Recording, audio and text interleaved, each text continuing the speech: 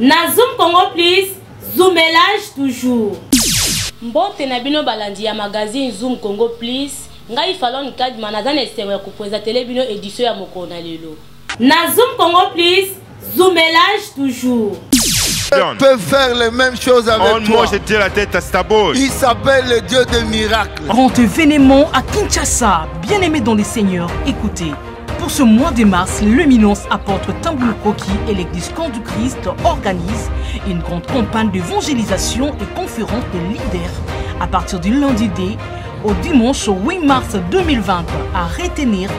Du lundi D au mercredi 4 mars 2020 est organisée une grande conférence de leaders à partir de 8h à 13h dans l'enceinte de l'église Cité de Triomphe, 6-17e rue industrielle, commune de Limité, sous le thème « La mission de Jésus-Christ ». Écoutez les orateurs, Bishop Bladona Osborne des États-Unis et lui-même l'hôte de l'événement, l'Éminence apôtre Tamboulo Koki Ignace Néhémie Abraham de Kinshasa.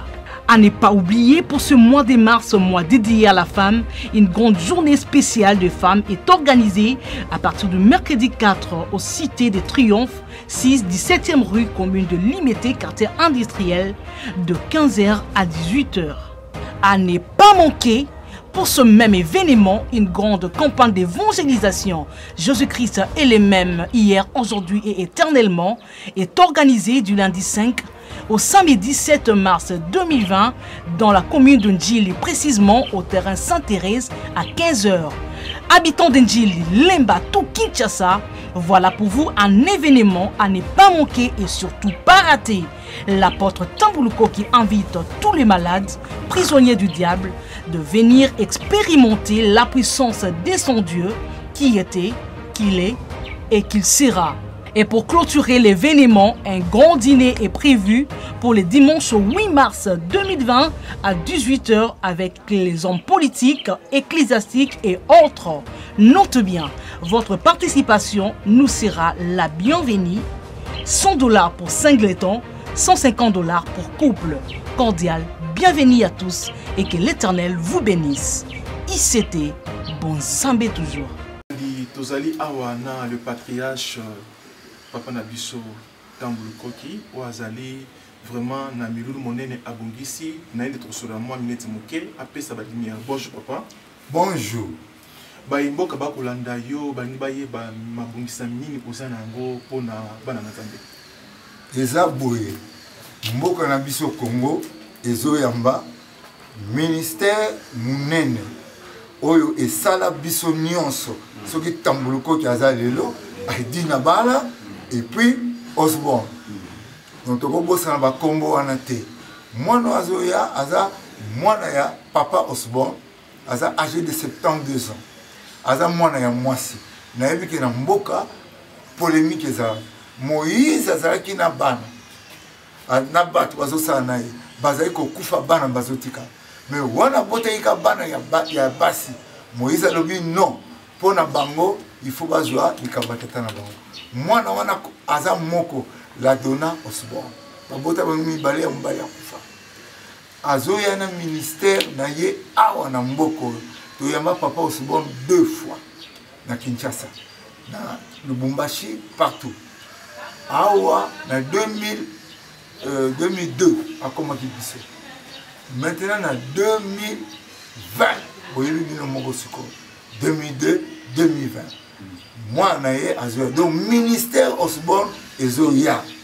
Ministère wana etelemisa l'église nyonso etelemawa. Bato nyonso lelo bakoki koloba nyonso balobi. Nazo respecter bango mais ça c'était un chapeau. Nazo senga na bato nyonso ya Congo. Bayeba ke toujours ma ministère Osborne aw. Programme ezabo. Toza epa ya maman Olangi lundi na learning na 8h. Tobandi kokoma. Tobandi po matin na ye kouna na mulai. Na pokwa toza na Ndjili. Na ya jeudi 15h. Oya lundi ekosuka mercredi. Oya jeudi na 15h toza na tokomi déjà tozolonga banda kote mais tokomi. Donc ekozala jeudi, vendredi, samedi. Voilà campagne. Campagne yango wana na pourquoi de 15h à 19h. De 8h à 13h conférence. Dimanche na pourquoi tous un dîner. Dîner tous benga ba homme politique, ba homme d'affaires, ba chrétien on va lingi cause na biso na dîner moyennant le couple $150 ou yazali moko $100.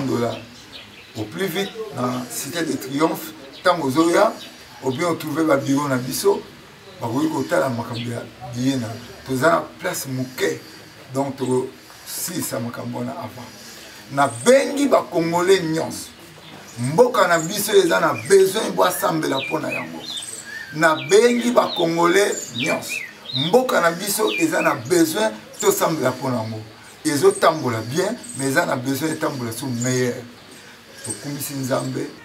Alors milulu yango ezali kaka organisé na basala nzambe ou bien bana na nzambe nyonso pe ko répondre na milulu yango lundi batu nyonso na conférence eza bakabolite na batu nzambe na batu nyonso yango tolobi batu nzambe ba se laisser signaler pour que toyeba nani azoya te donc ba se laisser signaler avant batu nyonso baza wana na Cité de Triomphe ezalaka munene nano etonda mobimba te tozotonisa bon boyeba ki campagne de kozala vendredi samedi jeudi vendredi na samedi. Donc la campagne n'a pas de problème, nous avons répondre à la solution. Au tambola raté yaka, au monakate yaka. Aux ana pas problème. Ah on a beaucoup na évité combat blocage des belé. Yaka au yuka le banzambe fungola yo. Et aux ana intercesseur monter à au délivrer. Au yuka le ba et au fungola.